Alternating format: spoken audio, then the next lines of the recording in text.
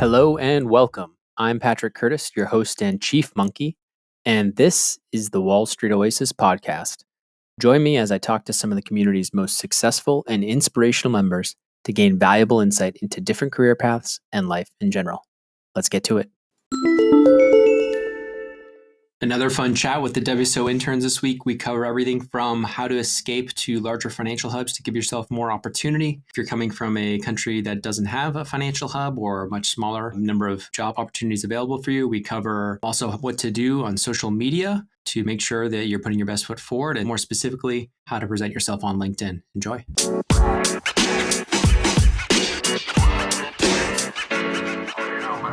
So welcome, everybody. I think we got about 15 joining. We still have a few more people joining right now, but we can get started. So Nabil, anybody have any questions for Nabil or myself for the internship itself? We are going to have some changes coming soon in terms of time tracking and all this stuff, probably the next week or two. So keep an eye out for that. We'll send an email, but we'll also kind of obviously send it all through Slack and update all the guys and stuff. But basically, it's going to allow us to, we're going to use a different system outside of Hubstaff because it's with the team growing so much, it's going to allow us to do it in a way that won't bankrupt the company. Brandon, you have a question. Go for it.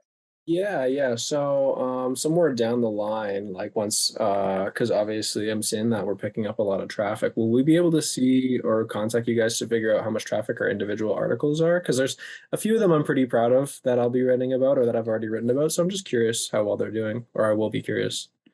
Yeah, well, absolutely. Now, I think currently we probably have about, wouldn't it be a 500-ish articles written in that section around there? Yeah, something like that. Yeah. Yeah. So any one article, even if you do an incredible job, it may not be that impressive of traffic because a lot of it will depend on how many links it gets. So it's not just about how good the article is. It's also about how it's structured within the site. And it's also about how many external links are pointing to it. So that's something that we're working on. We have a whole other team helping us do that in terms of trying to get links and stuff like that. So, but yeah, we're happy to give you those numbers if you like them down the road. I suspect as things go on and that entire section gets more traffic, that it'll become more and more impressive.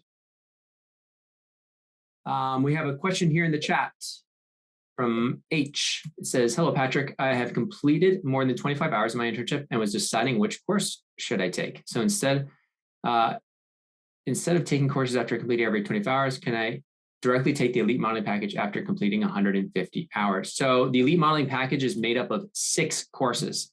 So you can start getting access to individual courses within there. I'd suggest Excel modeling to start. Unless you've taken a lot of Excel and done that, I would suggest it's a really good foundational course to start with, or something like financial statement modeling, before moving on to more advanced courses like mergers and acquisitions and LBO modeling. If you do those first, you're going to be you'll get them and you'll understand them, but it's going to be harder to actually build alongside the instructor and do it in such a way that is efficient. It says, I know I can take these courses individually, but then I will not get the bonuses attached with the package. We're happy to give you the bonuses attached to the package once you get to those 6 courses. So you can start. We don't want to slow you down in your learning. So feel free to ask for access to some of the individual courses within the Elite package. Once you get to 6, you get that 6 course, or happy to open up the bonuses as well for you.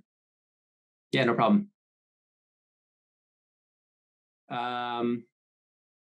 Almat has his hand up. Go for it. I have so many questions. Just let me start from the internship question. Fire away. That's what this is for. Yeah. By the way, Nabil, remember you sent me the message about the raising position, like chief editor intern? Yeah. And should I correct my previous articles with the status awaiting corrections by myself? Or no, should I do this? No, someone else has to look at it. That would just defeat the purpose of review, right? Okay. I just thought with a more senior role, I should do it myself. Now, we always want a second set of eyes on all the articles, even if you're an editor for other articles.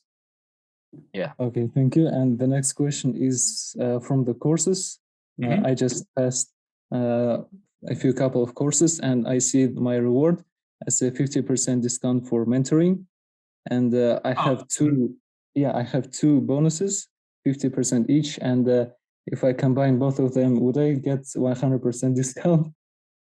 Unfortunately, not just because the mentorship is pretty expensive for us to run. So we're not making any with that bonus. We don't make.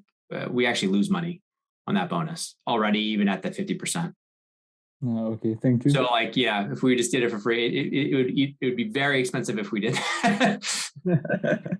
Yeah, we already lose a little bit of money doing that big discount. We do it for people who get through the course and want to try out the mentor program. But we understand if it's too expensive, even with the 50% off, it's not a cheap option. It's a one-to-one scenario where you're getting like one-to-one coaching. And so I usually suggest using the mentor program once you like have interviews, like a mock interview, you have like a big interview coming up and you want like a realistic mock interview practice, then it's really worth the money.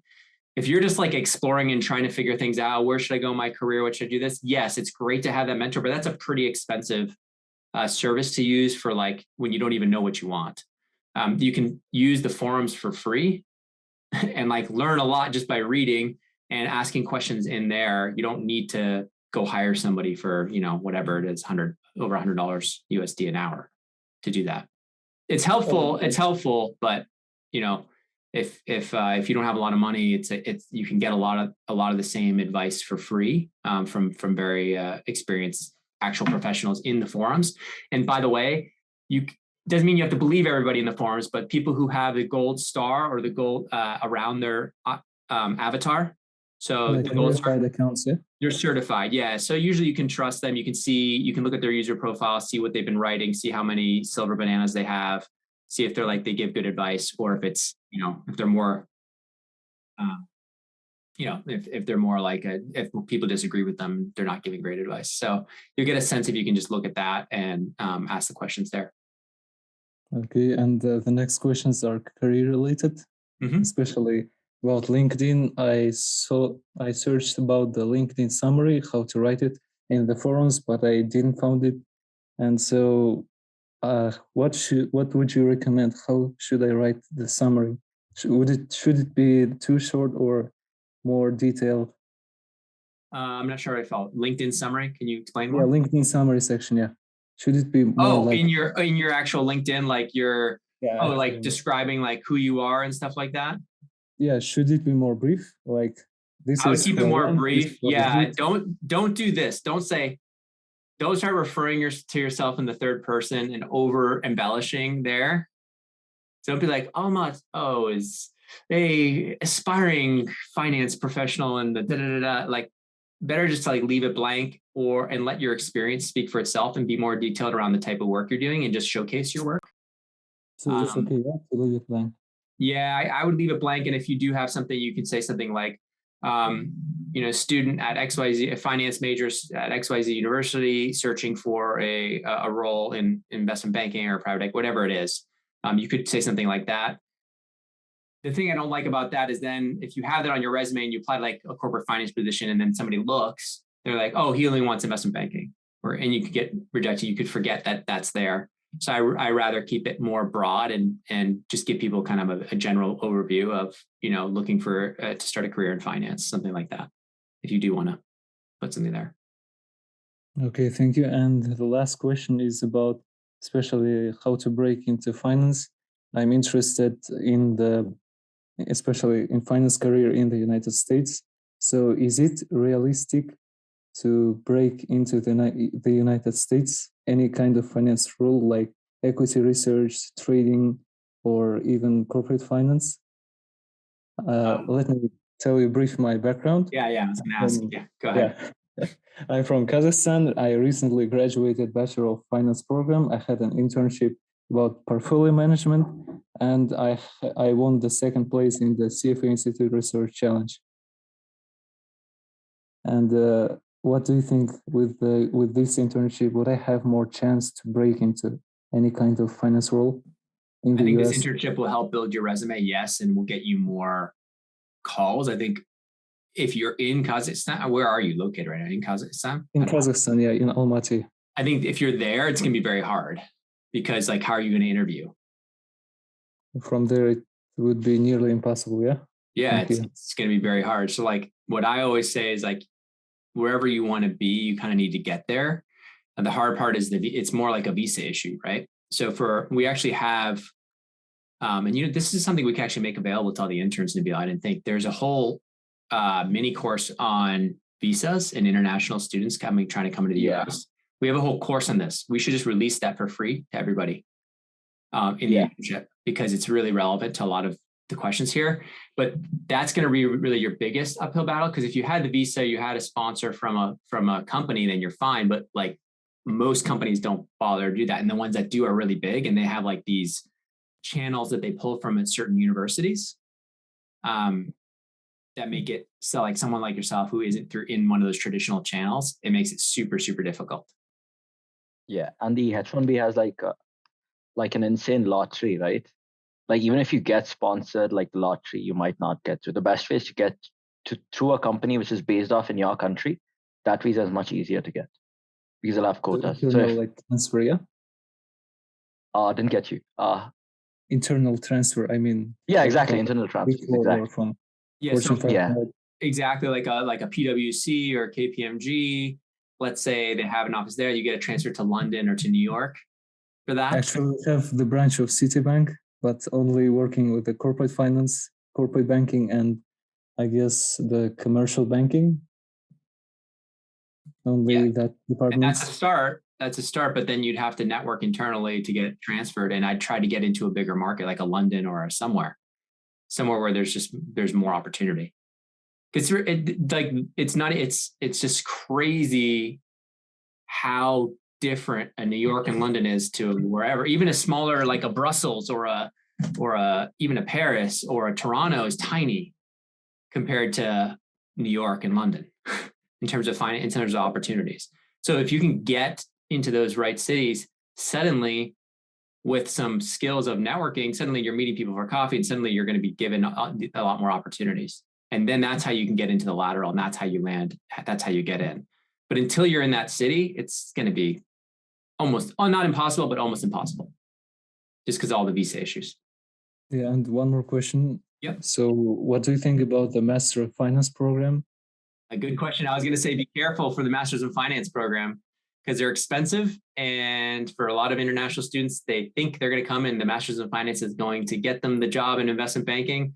And guess who gets most of the offers in investment banking and Masters in Finance programs? It's the kids who already are resident or citizens in the US. Yeah. So if you do go do a Masters in Finance, make sure you do your research specifically on how the international students place. So some of them do get an offer, but it's incredibly competitive.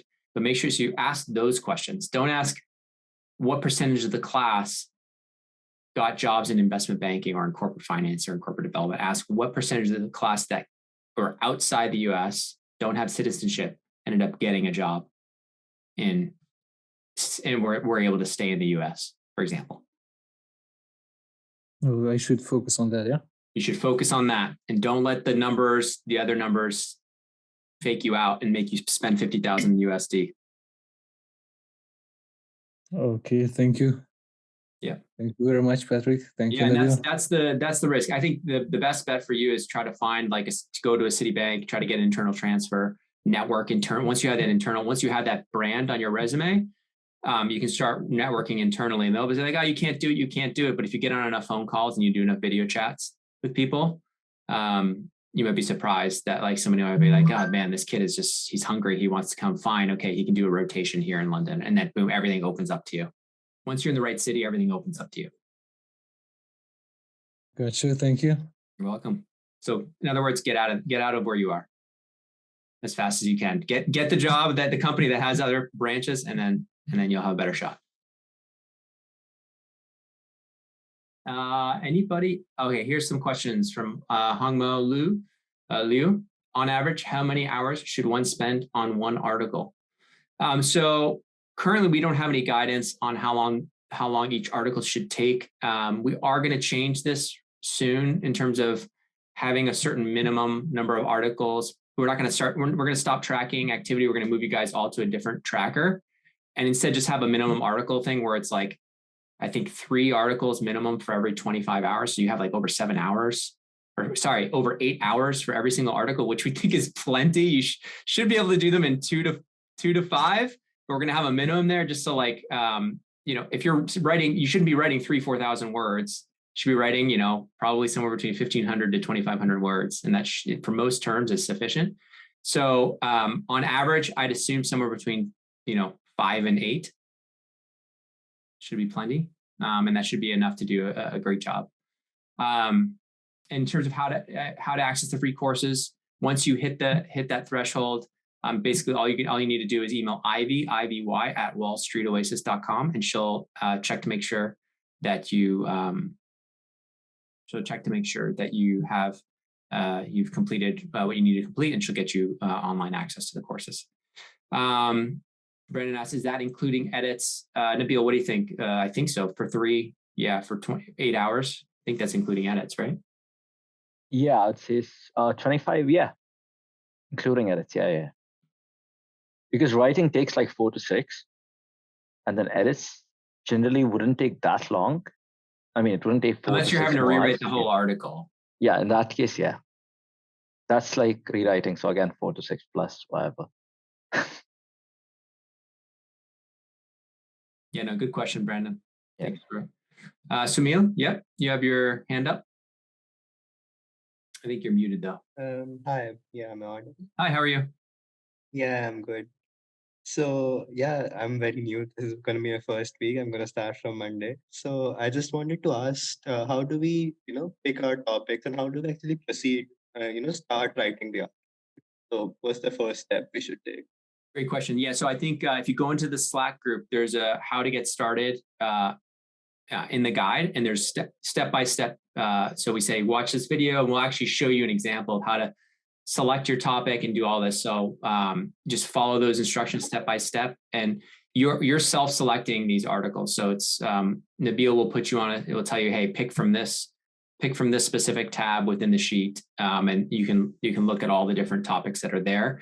Now, what I've said to other interns in the past is you should be picking something that interests you. So if you're like a CPA and you want to have an accounting background, you should probably be picking accounting terms. If you're want to go into investment banking, you should probably do something relevant to that. So like valuation questions or financial modeling questions or Excel-based questions or terms, and kind of go that way. So I think it just depends on what you're targeting. I'd say most of it's relevant to finance careers. So almost all of it's relevant. So even if you choose economics terms and stuff like that, it's good to know those and be well versed in it. Yeah, totally. And I had just like a career-based query, because the finance world is like, this is so large, and as students, we haven't had that kind of exposure yet. So how do we go about, knowing what we're interested in just by reading an article or just reading the job description? Because it's tough to figure out whether we like this as a career option or not. You're saying it's how do we know as students kind of what are like what's a realistic or what's a big career for us? Yeah, because just by reading an article on what investment banking is, I don't exactly get, how my life will look 10 years down the line. So how do we just, go about picking what excites us? It's tough to figure that out, right? Really hard. And it's unfortunate that recruiting has gotten so accelerated that they expect you to know that when you're like 19 years old. Yeah, exactly. You have to pretend like you came out of the womb reading the Wall Street Journal and and you're all excited for investment banking when you can barely understand what it is and you've never even done it. It's kind of silly. I think it's hard. I think I would encourage you to read all the free material that's out there, not just the resource sections, but read the forums, because there's a lot of like really honest advice there, and it's not sugar coated. So I'll say from my personal experience, investment banking opens a ton of doors, but it is a huge sacrifice in terms of hours and life and relationships. So, I was working for two years at Rothschild and Restructuring Group, not exaggerating, 90-ish hours a week. So that means sleeping at your desk. That means sleeping with a pillow, having a pillow at your desk, sleeping under the desk when needed, getting edits at 3 a.m., 4 a.m. in the morning. And while things have improved slightly in investment banking, it's pretty cultural. This is not something that's unique just to Rothschild or to other banks. It's pretty much universal like that. So you need to think really hard because people see the money and they say, oh, I definitely want this. I don't care. But it's one thing to hear and think about like a 60 or 70 hour week. It's very different from an 80 to a 90 hour week or even 100-hour week. Very different because the marginal cost of each incremental hour that you're giving to your employer goes up and up and up and up because it soon starts eating into everything. It starts eating into your ability to do laundry. It starts eating your ability to go to sleep and get that extra hour of sleep, your ability to go to the gym, your ability to even have a phone call with your parents or have a relationship. And so people don't understand that it's not a linear cost curve. The marginal cost of each additional, so it's a very different, 70 hours a week is very different from 80, which is very different from 90, right? Yeah. And so I think it's important that if you want to do investment banking, a good way to get a taste of it is try working really a 70-hour week somewhere and see how that feels. Yeah, that makes a ton of sense. And if you do that 70 hours and you're like, man, I'm exhausted, that's so hard. Now try adding 20 hours to that. And like, are you going to be able to do that for 2 years? Yeah, right? Makes a lot of sense. And a lot of people can't. And a lot of people can. A lot of people leave for that exact reason. But in terms of is the work interesting or not, I think it is interesting work. I think you learn a lot, especially, if you're kind of numbers oriented, you like understanding about business and finance and acquisitions and how businesses allocate capital and how they make money. And if you're interested in that, that's awesome. That's going to help you kind of get through those long hours. And for sure, if you do the 1 to 2 years of banking, you are sought after. I can't tell you the amount of demand for people who've come through banking. So that means not just for private equity, but for everything. That means the banks are so desperate for talent because for experienced talent, they don't want to hire people who more analysts because it's hard because you got to train them and they're pretty, I myself was pretty useless for at least 6 months, but a lot of people are useless coming out of undergrad or out of uni. So I think it's tough. I think what you want to do is try to get a real sense of what the day-to-day is like. So like talk to people. That's why the networking calls are so important early on. It's not just a bullshit networking call to try and like make the connection where you're not providing value. You're actually be genuinely interested in what people are doing and ask questions. Like freshman, sophomore year, that's when you can ask a lot of dumb questions. That's when you should, like, obviously not stuff you can Google, but like ask questions about like, okay, and so what is this like? If you can develop a real relationship, a real friendship with people who are already there, maybe an alum that can give you like the non-BS answer and give it to you straight about what it's really like. That's the best source of information. And that's going to give you a much better sense of like, is this something you really want to commit to? Because it starts way before you even graduate. Just to land that internship, you're going to have to put in a lot of legwork while doing your classes. Right. And, before myself, I think you also stated going where you want to work. So in that regard, do you think it's worth pursuing something like an MBA just because it's easier to get a visa? If I'm in India and I want to work in US, it's just easier to do an MBA in a US university and then I can just stay. Or do you think I should just go right out of undergrad? I think it's hard either way. So I think you should be trying, right? If you know that's the direction you want to go, you should try right out of undergrad. Because, well, let me just say, yes, the MBA is great because I think there is more of you get into that channel where you're in the right, if you get to the right MBA, like let's say a top 10, top 15 MBA in the US, they're like just huge feeders into the, management consulting firms, into the investment banks. And so it's much easier to get into those channels and tapped in. But even getting into one of those top MBAs is not like a foregone conclusion, especially if you're coming from India and you're competing against all your Indian brothers, right? Yeah, true. You're going to have to score real high on that math section. Just saying, you got a lot of real bright people. So like, it's not going to be an easy slog. So what I would say, if you know where you want to go, you should be trying to get there without spending the, $100,000+ if you can get there without it. A lot of places now don't even care about the MBA. They want to just promote within. They don't want to lose you, Right. And just one final, really stupid question, but just internship related. Do we get some sort of certificate at the end, just so that we can show it on our resume? Yeah, absolutely. Nabil, are we doing like any official certificate, or how are we doing it? Oh yeah, we'll be doing like official certificate, right? If someone wants it, we agree that we'd give it to them. Yeah. Yeah. So just let me know whenever you're done, and we'll arrange it. Cool. No issues. Cool. Thanks a lot. Yeah, no worries. Okay. Thank you. Right. Yeah, and I'd also suggest you look in the Slack group. There's an example of how to put it on your CV. Yeah, I did check that out. Yeah. Great. Okay. Yeah, that was great help. Yeah. Great. Perfect. Hope to speak to you next week too. Yeah. No, thanks for joining. Welcome, and thanks for joining. And let's see. Brandon says, I hear some analysts that certain pension funds work reasonable hours. Yes, it's true. Bhuvan asks, for a career in investment banking, would you suggest doing a CFA or MBA finance, or even both? CFA typically is not very helpful in getting an investment banking role. They don't really, CFA is more for market-oriented roles, so probably more helpful for like an equity research role. So I think the hard part is people, investment banking, and at an investment bank, there's like the umbrella of everything, including equity research, all this stuff, just to back up, even asset management.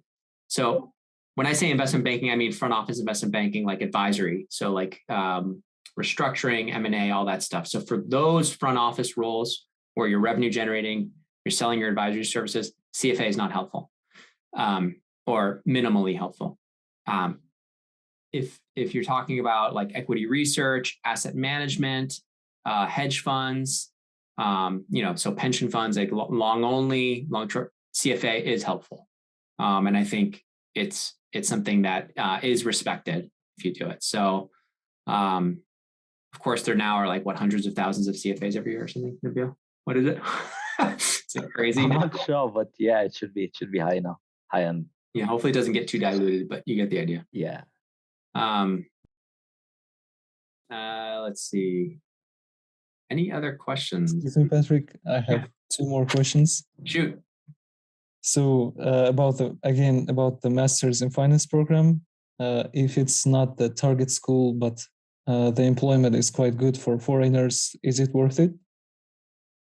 I don't know how the employment would be very good if it's not a target school. That's like it's impossible, yeah? It'd be very weird. Simple. Yeah. Or I wouldn't believe them.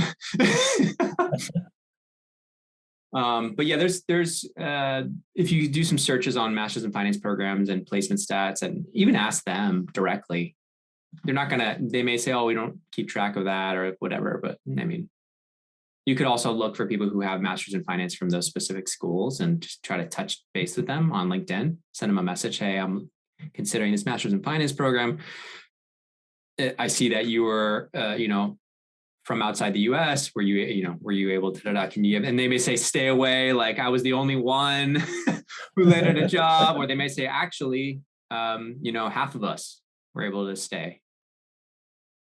So that's where the networking and the just talking to people who've been in the shoes that you want to go, that's where it's super helpful, because you're getting more up-to-date real advice, even more than the forums, even more than me, who's, I'm biased by my own path. Nabil's biased by his path. Everybody's biased by their own path. So just talking to enough people to get a real kind of up-to-date view is important. So like that's your most important skill is going to be actually being willing to get on the phone and talk with people and explain your situation. Okay, and the last question is about Kaya certification. It's the Chartered Alternative Investment Analyst. Would it be helpful for a career in private equity and venture capital? What do you think about it? Or is it CAI or whatever it is? CII? Yeah. Alternative Investment Analyst. Yeah, I've done that. Not really, because it's alternative investment. So it'd be more like commodities, cryptos. They teach you how painting and like all that stuff, like not traditional like equity debt. So yeah, I don't think it's that helpful. No. At least not in private equity. Hedge funds, yeah. Hedge funds too. Depends on what they trade on. Like, do you have someone doing commodities, or like what kind of hedge fund is it? Is it traditional equity debt kind of stuff? Then no. But then if it's something else, like now with crypto coming up, I don't know if you're interested, might be helpful there. So yeah, stuff like that. Anything not traditional.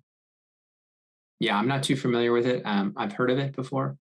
I think the tendency here is to want a degree or a certification that can solve all the problems. Yeah, that does. And the reality is, what's going to give you your best shot is relationships. Period. Like until you get good at talking to people, until you get good at working and selling yourself, you can't go in, you can't do 20 certifications, you can't get 20 stamps of approval and expect suddenly the gates to open up to these high finance jobs. It's going to be actually, yes, getting the CV properly structured, showing that you have the financial modeling skills, showing that you have this, but then on top of that, you need to be building relationships. And until you're comfortable doing that, until you get on the phone and force yourself to do these calls, you're going to be spinning your wheels. I applied to 500 places. I don't know what's going on. I only got 3 responses back and they're all rejections. Well, yeah, you're dropping your resume into a complete black hole. Nobody knows you there. And especially for you, you're from, you know, for all intents and purposes, for where these people, they're like, they don't even know, they probably can't even point to on the map where Kazakhstan is. So for you, it's even harder. So you need to the only way, number one is, yes, get a job at a big multinational that you can do an internal transfer. That's the way out. That's the way out for you. And that doesn't mean that's the only way you should be going. Like you should be developing the skills of actually talking to people and getting on the phone and asking questions and learning about like all these different careers. Because then you're going to sound so much smarter on your 50th call than you did on your 5th. You know, you just are. It's just like there's no way to like short circuit that. There's no certification that's going to suddenly open the doors and give you that job. It's going to be who you talk to. So most of these jobs, like investment banking, analyst jobs, it's just grind. You're just grinding. It's not like you're not smart enough to do the job. You know? Okay, thank you. Yeah. I know it's annoying I think to hear that. That's like before it used to be such that like no one really had references. So you could just drop in like a good degree and get a job, walk away with a job. But like now it doesn't work that way because everyone has references. So then the question is like, how good are your references? And degrees don't matter as much, like comparatively. It's good to have, right? Like if you see a strong signal, like exactly. Not to say that CFA isn't respected, it's very well respected, or having the CAI doesn't show drive and it's respected. But is your time really best spent like getting those certifications, or is it getting like into the right company? I think it's getting into the right company and like actually getting those relationships and like marketing yourself more or less.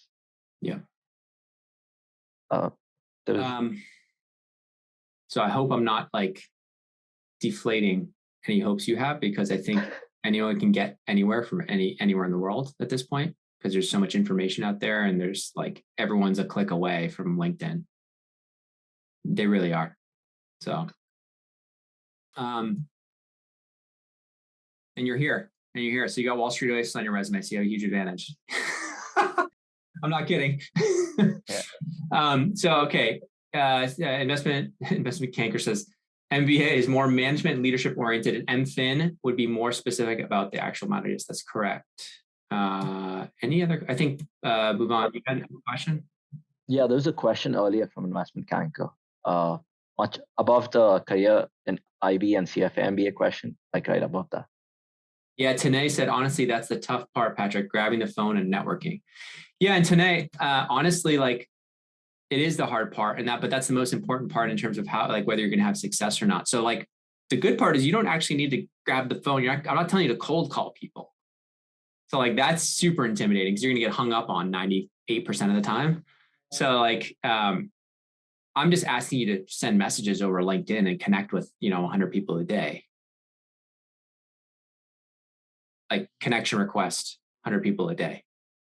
It sounds like a lot, but it takes like 2 seconds to send a connection request.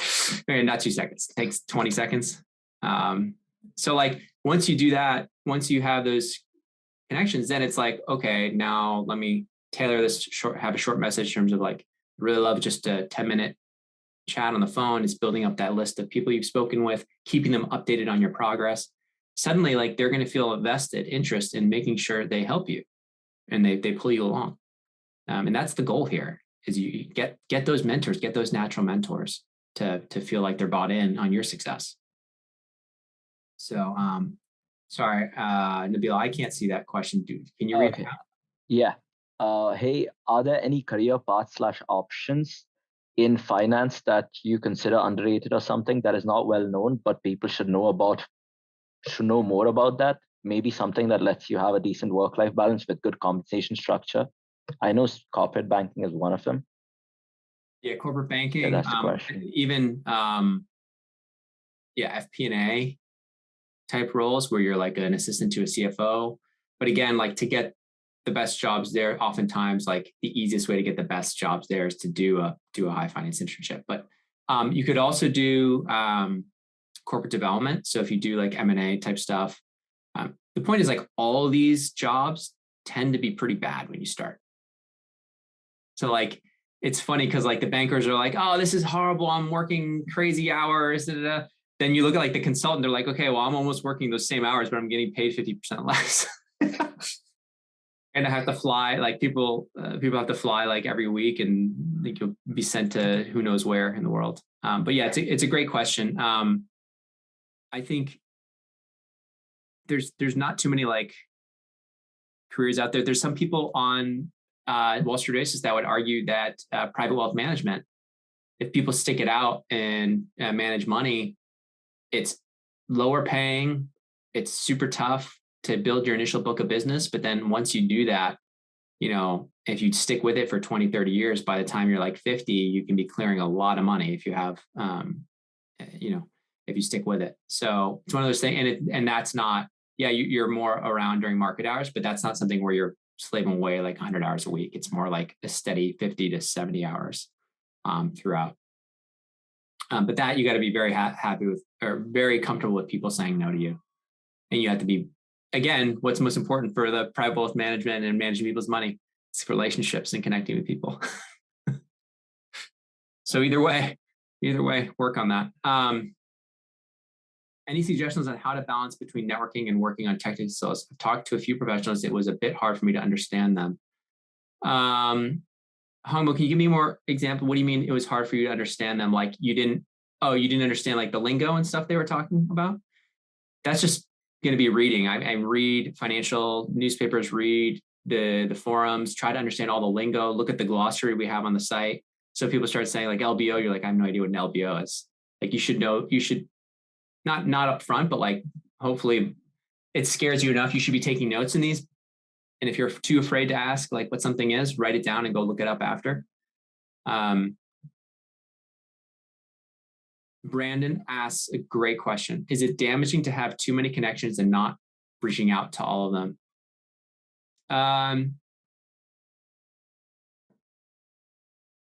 I can tell you it's damaging for me with 30,000 connections because I can't add anybody else. I don't see how that would ever hurt you. I don't think people are going to care, right? That you have like connections, and like if you connect somebody and they accept and you never reach out to them, they're never going to talk to you. It probably won't give any value to you if you never leverage it. But I don't think it's like an anecdotal thing. This one person that I have on LinkedIn was saying like, oh, I noticed that you have like a lot of people on LinkedIn. Have you like reached out to all of them? I'm like, oh, like not yet. And they're like, oh, you better get to that. Cause like, I don't know. But like when I see someone who I am connected to and they haven't like at all made contact with me, I find it a little annoying. That's why I thought I'd ask. I didn't know if that was just like a one person thing. Well, I do agree with the sense of like, you shouldn't just be connecting to connecting. You should be connecting with a goal to actually, you should be reaching out. You shouldn't be like connecting to thousands. So like when I say 100, you should be ready to actually reach out to them and say, hey, thanks so much for the connection. I saw that you work here, I'd love to stay in touch and let you know I'm a junior at XYZ call, whatever it is, just give an introduction to yourself so that at least there's some context. So later on when you reach out and give an update, or say, hey, I'd love to hop on the phone. I have this interview coming up with XYZ Bank. I noticed that you worked in a similar fund or similar group. Then there's like that context there. And it's not just collecting connections for the sake of collecting connections. It's actually making connections in order to try and get on the phone and build a relationship. So yeah, I wouldn't just leave those I agree with that. I think it's a really nuanced point. I think there's few people are going to care about that though. Few people are going to care about that. And be careful what you put out there, guys, on LinkedIn and on any social media platform. I mean, it's common sense, but like people will check your social media. So if you have an Instagram, Facebook, I'd highly recommend putting it on private. You don't want people making judgments on whatever you're wearing a certain something, you look a certain way. Like there's very little upside to being public with your, and I'm pretty public with it. That's just because I'm not trying to get a job in corporate finance or investment. So like, it's totally different. So don't look at mine as like an example.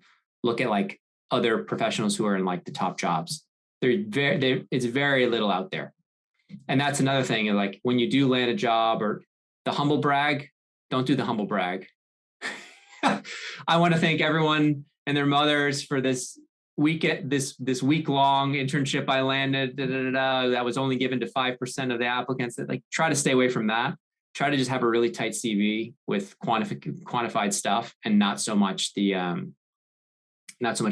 public humble brag and like making big announcements like that for like an internship. It's just some people in the industry, it rubs them the wrong way. They just roll their eyes and they're just like, oh my gosh, this kid thinks he's like broken in. He's just doing a week-long like spring internship or something in uni.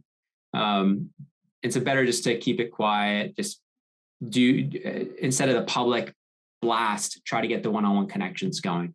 It's gonna do a lot more. But good question, Brandon, about the too many connections. I don't think it's gonna hurt you, but I think you're missing an opportunity if you're not actually reaching out to these people after they accept your connection request. Because my guess is what percentage of the people you're reaching out to are actually connecting to you? That's a great question. 20%? 10? No, I think my like connection request is pretty good. It's probably closer to like 25. 25%? Yeah. It's really good. Awful. Yeah. Yeah. I had to tighten up bin profile a bit, but it's doing a lot better now.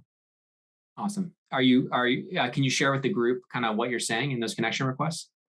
It really kind of depends. So like I'm on the retail end for one of the banks that I want to work at. So if I'm reaching out to someone there, I'm like, oh, I'm third-year student and fellow XYZ banker.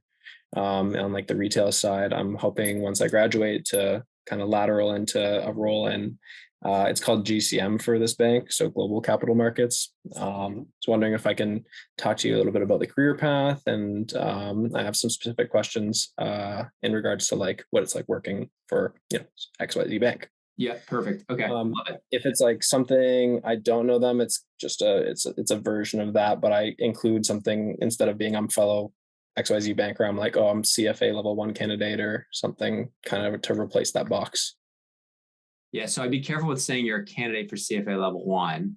I know, yeah, I've heard that kind of like rub people the wrong way. Apparently, it's like you're allowed. It's like all you got to do is sign up. Yeah, I know, right? So it's kind of like a. I think better to leave that out, but that's great. That's great that you're like trying to like make it relevant and show that you're like, I like it, right? So my point is, I'd rather you say something like, and I noticed that you've worked at for this many years. So make it specific to that person. So I thought you might, have some insight into this specific role that I have questions on.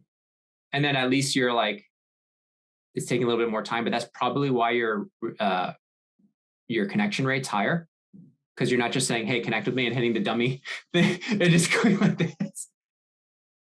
Tanae asked a good question. Does it make a difference if you don't post on your LinkedIn about the opportunities you have taken up? So there's two things today. There's like the ability to post onto LinkedIn about like updates and stuff like that. I don't think you need to make public your updates on your job searches and all this stuff. I'd keep that more private. But you should be filling out your LinkedIn profile to have a photo, number one, smiling photo. You look happy, okay, but professional. So ideally something like this, what I'm wearing, with a plain background, nothing like you're in your bedroom or something weird. And then specifically under that, you should be having your experience. So Wall Street Oasis internship can be there. You could put So Brandon just asked, should we link to our WSO articles? You can absolutely link to your WSO articles, but I would look at more the example we have in the Slack group in terms of how to show it on your CV, rather than necessarily even linking to the specific articles. But you can do that. You can post to that. I don't think it's adding that much value. I think what's more important is that you're showing you have an internship. It's relevant. It's related. Talk about the financial modeling training you're doing. Once you get access to some of the free courses, that's going to be super relevant. It's going to have the keywords. And then maybe a short, sorry, I'm reading the, and then maybe have a short, have your education, have your school there, have all that. But people underestimate having a smiling photo is a big deal. People are much more likely to respond to you, and having at least some stuff in there in terms of internship experience and having your school. Tanae asks, I'm pretty bad at socializing through apps, so I barely post anything on any of my social networks. As long as I have my profile in order, it's good, right? I'm not saying have social media open. I'm saying have that private. So like your Facebook, your Instagram, your TikTok, whatever. Make sure people can't find it, or it's private. So because you don't want, for your, like if it's with your friends, like you don't want people seeing that. So make it so just your actual connections can see your stuff. For LinkedIn, where it's more public facing, you definitely want that filled out. You want your smiling face. You want your internship stuff there. You want all that stuff. As if it's your CV, it's just a reflection of your CV. You can have some bullets there as well in terms of showing what you did. What am I forgetting, Nabil? Anything else around advice around social media and LinkedIn in particular?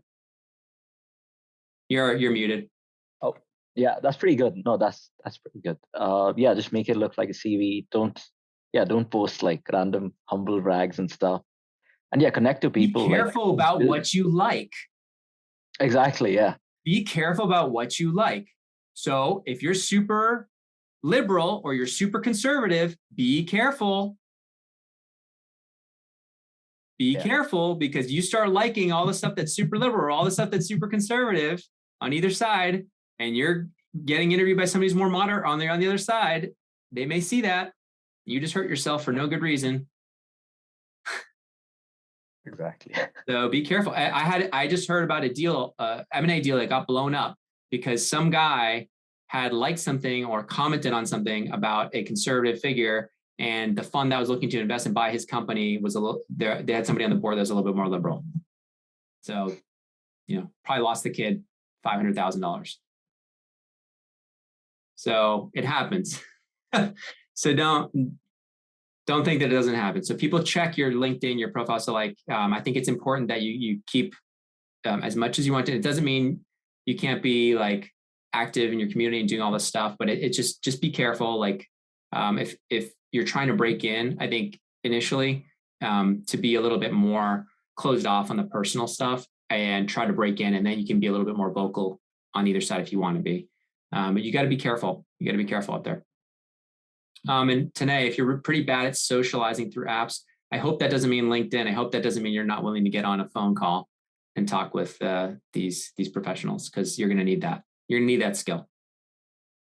So you might as well rip the Band-Aid off now and just torture yourself and get on a few phone calls. Okay. You're not going to die, I promise. Sounding stupid is fine. Asking dumb questions is fine, especially if you're younger and you're just learning. So that's fine. If you have if you're comfortable having conversations, not being active and posting stuff, that's actually a benefit to being more private. So it's not going to hurt you, but just make sure you're actually putting the time to make your LinkedIn profile look polished, making it look like your CV. That's the other thing, man. We had one of our top interns send me his CV today. Or I was doing the thing where I was helping introduce him to other people through my LinkedIn network, and somebody's like, "Oh yeah, send his CV." He sent it to me, and there's a spelling error.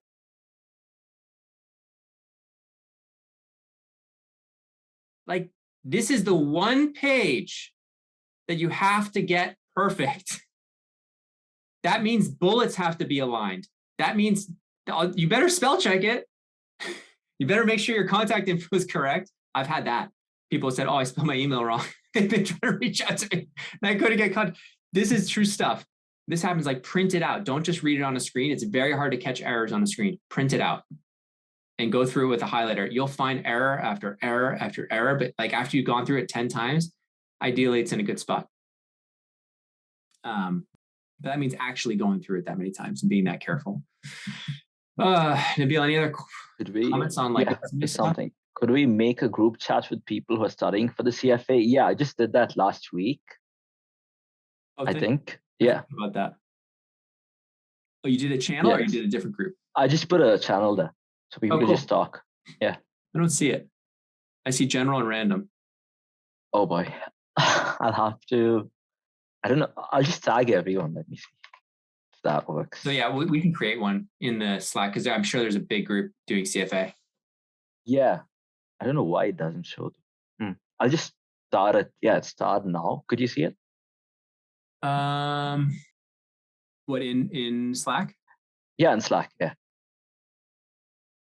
I don't see it. I can add the channel. Maybe you want me to do it? Yeah. I mean, I created it. Let me check.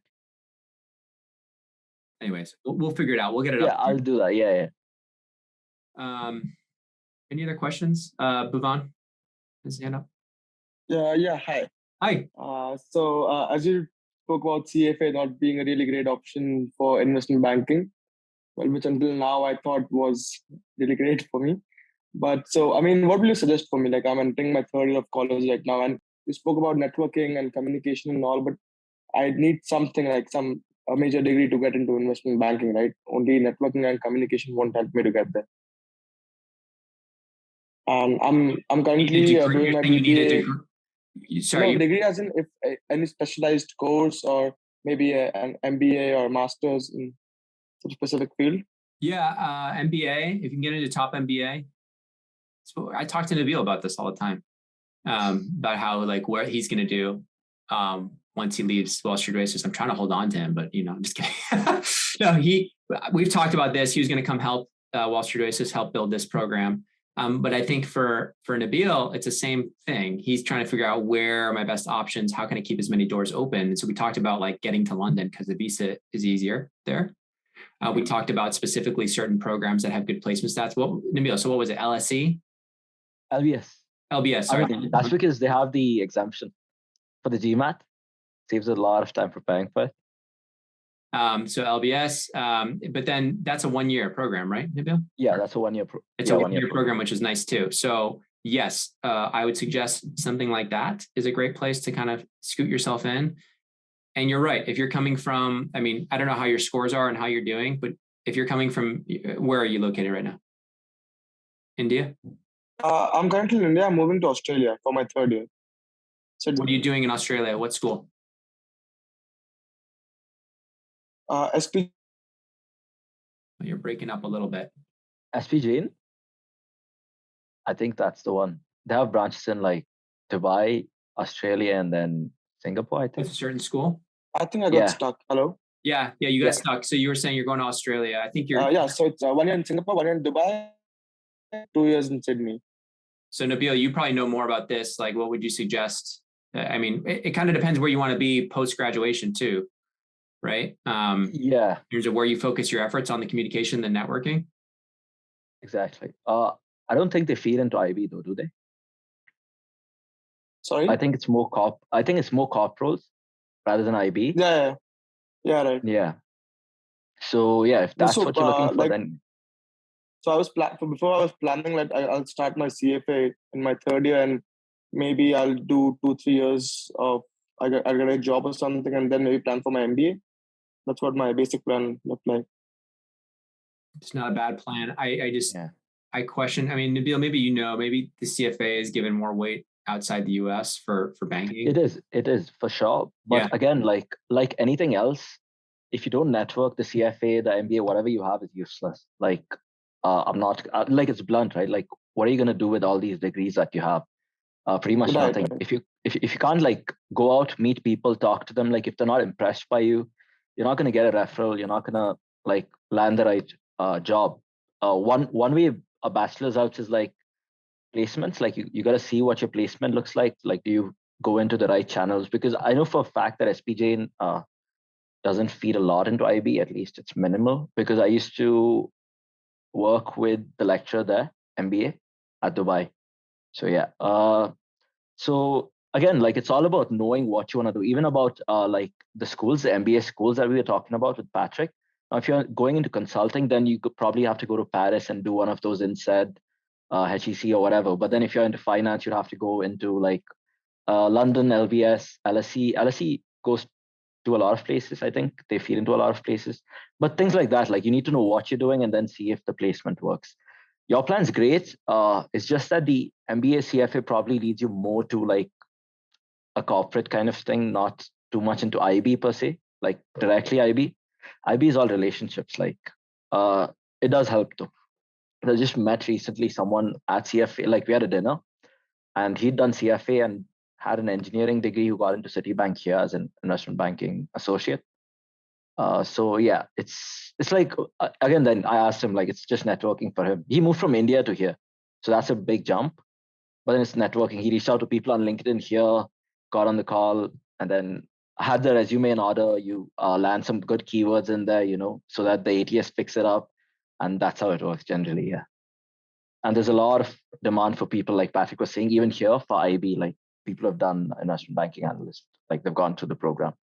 So yeah, that's the thing. So you got a network. I don't think it's a bad plan. I don't know if it's as focused as, like, I think to be able just to tailor what you're saying, like maybe there's a little bit more focus. Maybe he doesn't need the CFA, or like that might be too much, or maybe he just does level 1. Or what just like network more, honestly. Like if you can do a CFA plus do networking, that's amazing. But then if you're doing like just CFA and like not doing anything else on the side, like that's kind of pointless. You're wasting 3 years and not, like, your career doesn't go anywhere, right? Like, why do you want to do that? So it's better also, to network. Yeah. Also, Yeah, the thing Patrick said that, is it feasible for me to do CFA and MBA both, or? Yeah, there are a lot of programs that offer it now. Like CFA is not, it's not, okay. I don't know if it's not that hard if you put effort into it. Especially if you come from something with a finance background, it's definitely not hard. But again, it just depends on you, like what's your background. Or imagine if you're coming from engineering, you have no clue about finance, you do a CFA, that gives you a lot of knowledge. But then if you already know a lot of stuff, it's kind of easy, like it's not that hard. So you just gotta make sure you dedicate enough time. It's all time management, right? If you're dedicating these many hours to networking, meeting people, all that, and then your time management is really good, you can do a lot of things. But then that's what it comes down to at the end. Like, are you maximizing your time that you have? That's the limiting factor. So yeah, that's how I'd go about it. I wouldn't like be like, oh, what works for me might not work for you, right?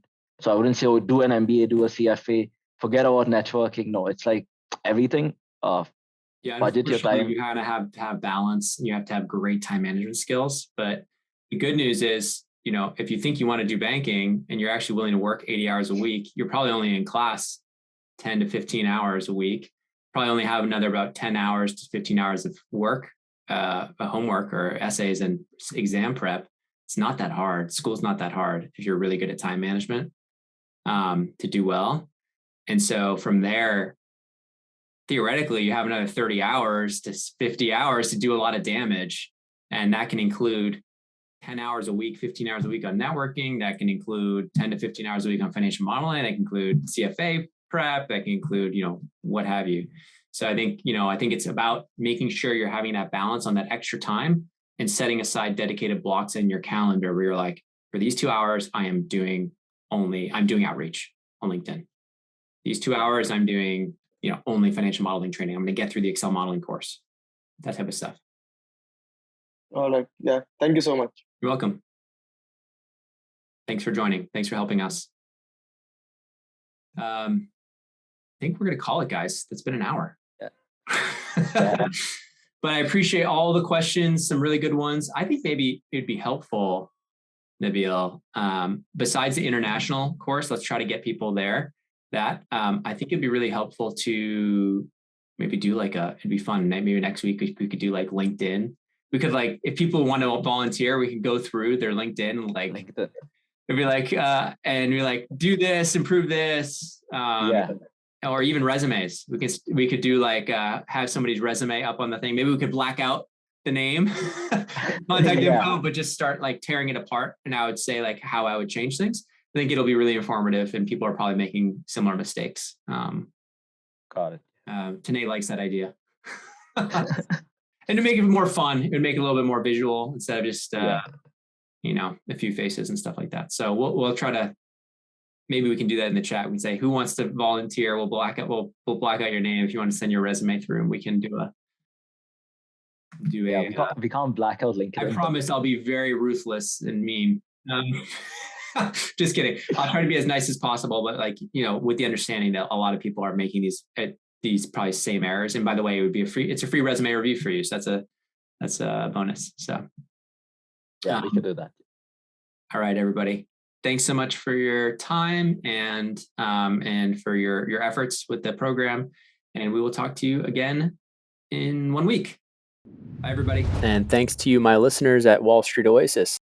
If you have any suggestions whatsoever, please don't hesitate to send them my way, Patrick@wallstreetoasis.com. Until next time.